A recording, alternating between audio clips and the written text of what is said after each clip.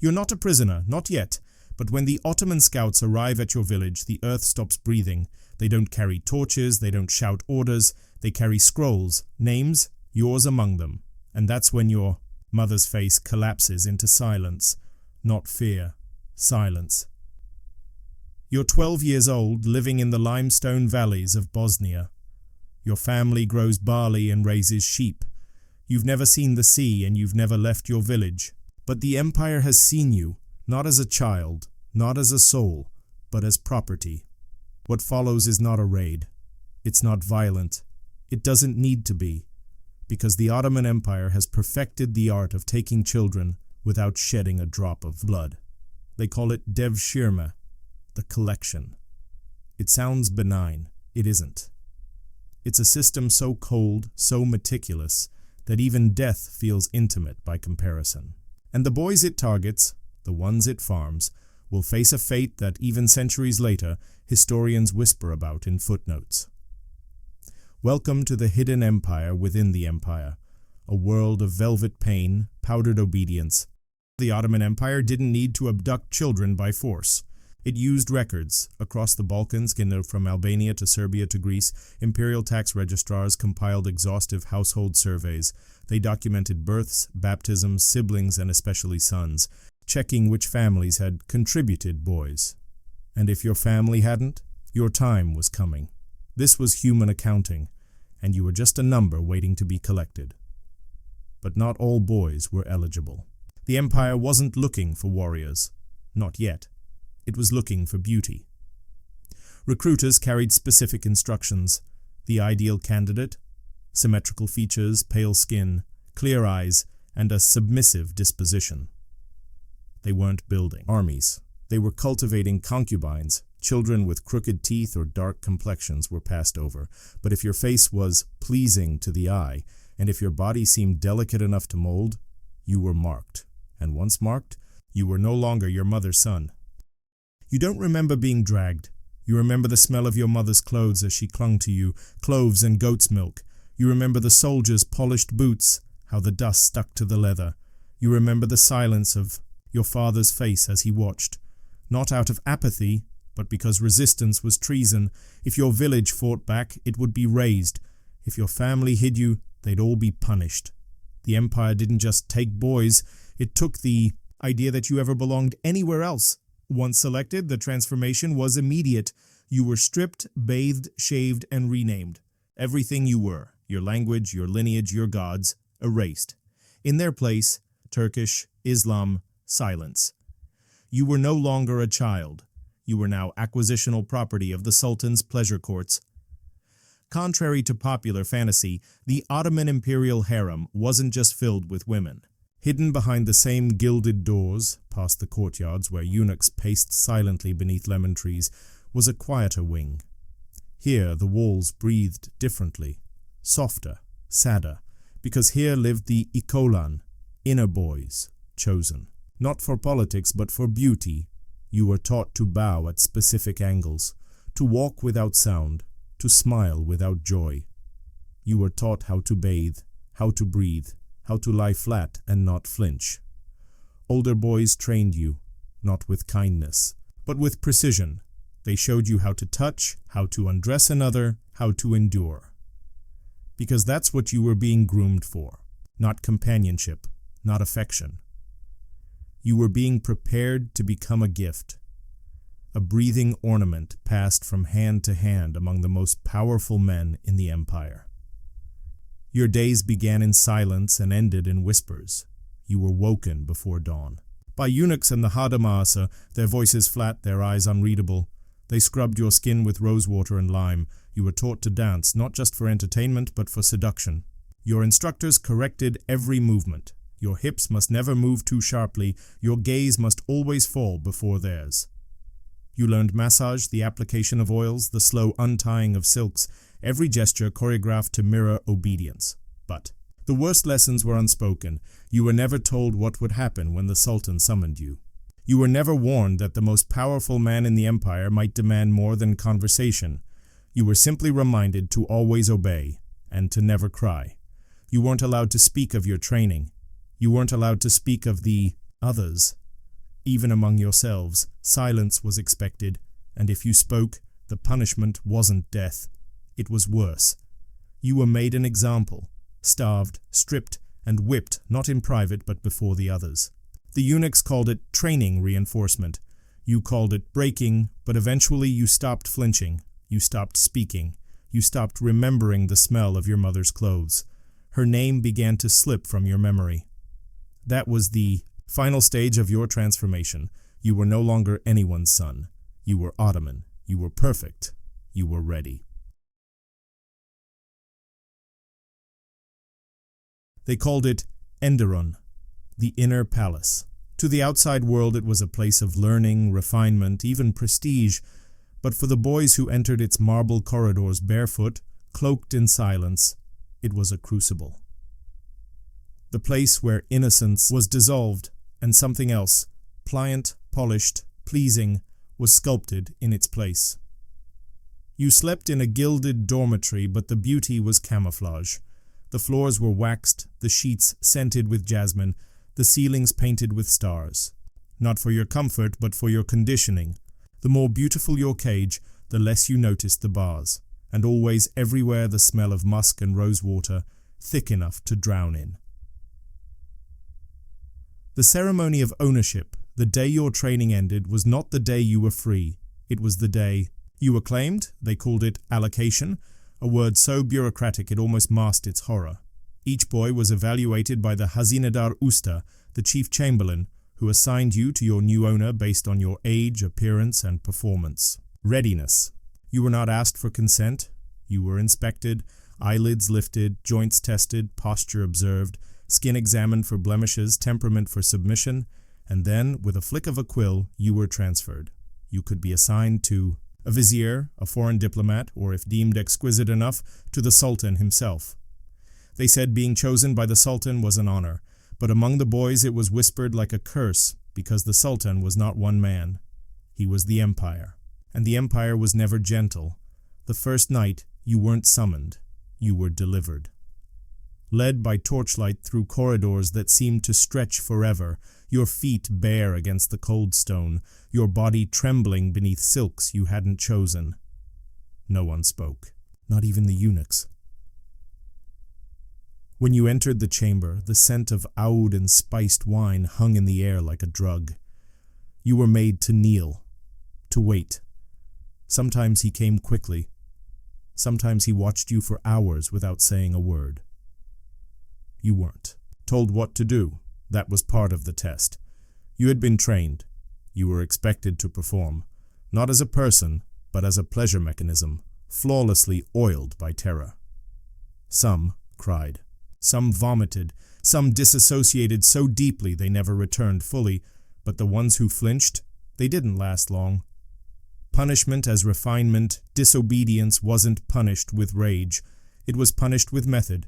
You might be returned to the training chambers, stripped, bound, and subjected to rehabilitation sessions. These weren't just beatings. They were performances. Public rituals of pain staged before younger boys as warnings. Instructors would lecture as they whipped you. See how the body forgets its pride when reminded of its place. You bled, not just from the body, but from the mind. Pride wasn't merely broken. It was trained to break itself before punishment arrived.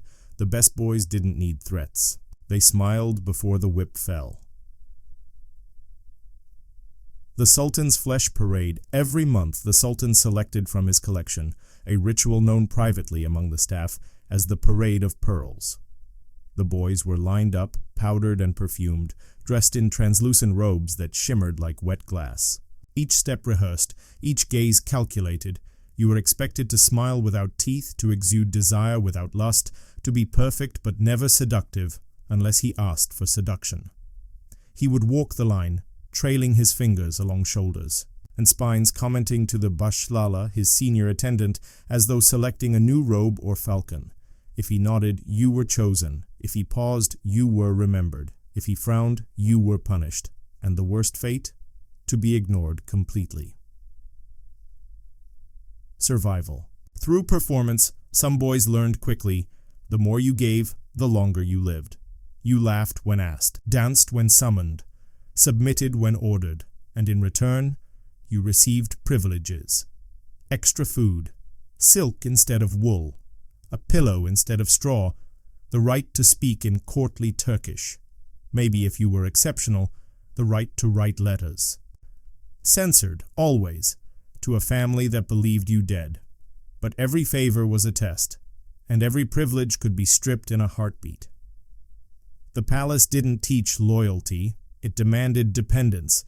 It fed you just enough to keep you performing, just enough to make you forget what hunger had felt like until it returned.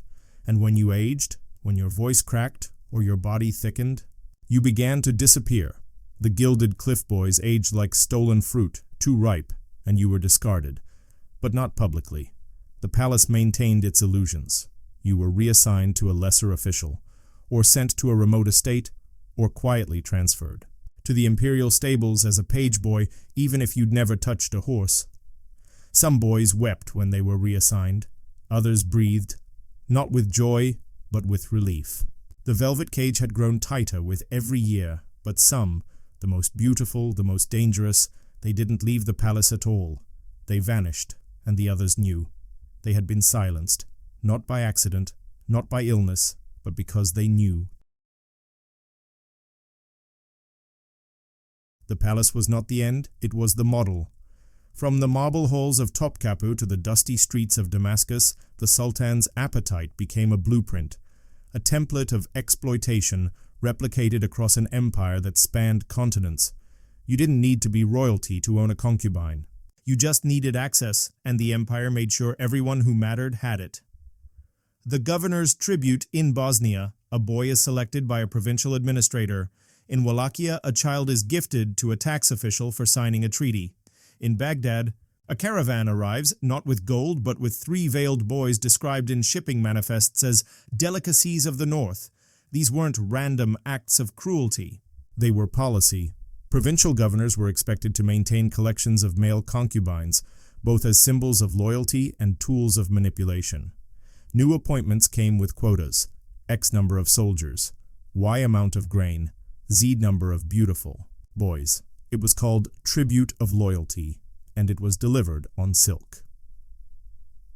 The shadow market in Constantinople, the slave markets hummed like anthills, bustling, layered, carefully regulated. Separate sections sold women, laborers, eunuchs, but tucked into narrow alleys, out of reach of foreign diplomats but known intimately to the elite, were the boy markets. Here, children between 8 and 16 were sold as luxury goods. Each boy's value depended on age. The younger, the better. Coloring. Pale skin fetched higher prices in some regions, darker tones in others. Training. A boy trained in music or poetry could triple his price. Virginity, not just assumed, medically certified. Merchants presented the children like jewels, bathed, oiled, decorated in colored silks to indicate their origin. A blue sash for Balkans, a gold tassel for Circassians, a silver toe ring for Anatolian Turks. The boys stood still for hours, silent, empty, trained to look desirable, but never desperate. This wasn't just slavery, it was a theater of appetite. Brothels for the elite in the port cities, Izmir, Alexandria, Aleppo. Ottoman male brothels operated with legal sanction. They were taxed, regulated, protected. Behind heavy curtains and fountains that never ceased flowing, boys from every conquered province served men from every layer of the state. Viziers, ambassadors, foreign merchants with coin and curiosity. The boys wore bells on their ankles to signal their approach. They wore perfumes imported from Venice and India. Their names weren't real. Their smiles weren't either. Some were palace rejects. Too old, too bold. Others were never meant for royalty. They were trained for this from the start. The brothels didn't just sell bodies, they sold obedience, and the empire profited from every sigh. The training houses to sustain this vast economy of submission, the empire needed infrastructure. Enter the concubine academies, euphemistically called schools, of refinement. But there was no refinement inside. These were re-education centers, conversion camps, trauma factories. Children were taught how to bathe their masters, to recite verses in Arabic and Persian, to suppress all emotion during sexual use. Instructors were often former concubines, survivors turned enforcers, who beat, shamed, and terrorized the boys into total compliance. New arrivals were subjected to isolation cells, sensory deprivation, and systematic humiliation. Each child's training plan was tailored like a military dossier. Weakness, fear of abandonment leverage, promise of food risk, tendency to resist under duress, psychological notes. Behavioral charts, ritual punishments. Every trauma was mapped. These weren't just training centers, they were human forges, melting children into silence, then reshaping them into instruments of pleasure. The broken bonds of brotherhood in these places, friendship was treason. Boys who wept together were separated. Boys who spoke their native languages were flogged. Any sign of attachment was seen as a threat to total imperial control, so they turned on each other. You advanced not by surviving alone but by reporting the tears of others. A snitch could get softer food, cleaner sheets, a night without use, and so the brotherhood of victims crumbled, replaced by a hierarchy of pain. The ones who broke fastest rose fastest. The ones who resisted, they were left in darkness, or worse, made an example of. Luxury commodities with expiry dates. By 16, you were approaching your expiration date.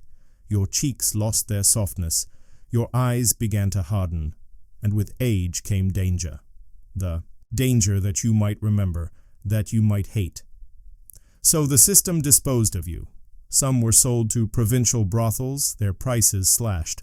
Others were gifted to lesser nobles, no longer elite but still usable. But those deemed too knowledgeable, too dangerous, were eliminated. Poisoned wine, fatal falls, convenient drownings. Some were sent to border wars with no weapons. Others were forced into gladiatorial games. Yes, actual stage combat between boys with nobles placing bets as they died. The winners were not spared. They were simply preserved until the next show. They called it tribute. They called it refinement. They even called it loyalty. But behind those words were boys, stolen, silenced, turned into ornaments for power. From Balkan villages to Istanbul markets, their fate was never their own. They were gifts wrapped in silk, sold like wine, consumed like fire. And when they aged, they vanished. Not as men, not as names, but as absences carefully written in ledgers, their silence counted, their suffering erased. This was the hidden empire within the empire, one built not on marble nor on armies, but on boys whose voices were never meant to be heard. And yet, their absence speaks. Even now, across centuries, the silence they left behind is louder than the empire that consumed them.